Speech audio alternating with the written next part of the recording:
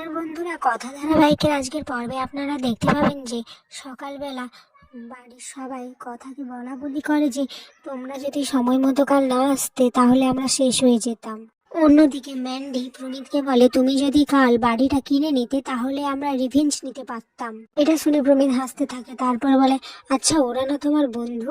তখন ম্যান্ডি বলে, বন্ধু কিসের বন্ধু? ওরা জানতো আমি এবিকে ভালোবাসি, কিন্তু কেউ আমায় তখন সাপোর্ট করেনি। এরপর প্রমিত বলে, আচ্ছা জানো এই পৃথিবীতে সব থেকে বড় অস্ত্র কি? বিশ্বাস।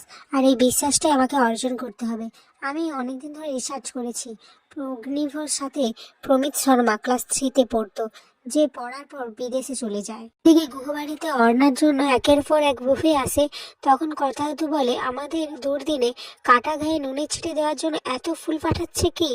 এরপর কর্তাদাদু অগ্নিকে বলে, গুহ ফার্মা একদিন ঘুরে দাঁড়াবেই, আর সেই দিন এই বাড়িটা আমি তোমার থেকে কিনে নেব। এরপর অগ্নি বলে, যে ব্যবসাকে আপনি ছোট করে দেখেছেন সেই ব্যবসা দিয়েই আমি কিন্তু এই বাড়িটাকে বাঁচিয়েছি, আর উনি বলছেন উনি আমাকে টাকা ফেরত দেবেন। এরপর অগ্নি তো রেগে নিজের ঘরে চলে যায়। তখন এভি ঘরের ভিতরে রাগ দেখালে কথা এসে এভিকে বোঝাতে থাকে যে দেখুন, কর্তা দাদু পুরোনো দিনের মানুষ, তাই ওনার আত্মমর্যাদা প্রচুর। এদিকে অ্যানি সোশ্যাল মিডিয়া ঘাঁটছিল, তখনই দেখতে পাই প্রমিত অগ্নি ছোটবেলা ছবি দিয়ে একটা পোস্ট করেছে। তখনই অগ্নিকে দেখা, তোর অগ্নি ছবিটা দেখে বলে, আরে এ তো প্রমিত শর্মা, তাই বলে নামটা এত চেনা চেনা লাগছে কেন?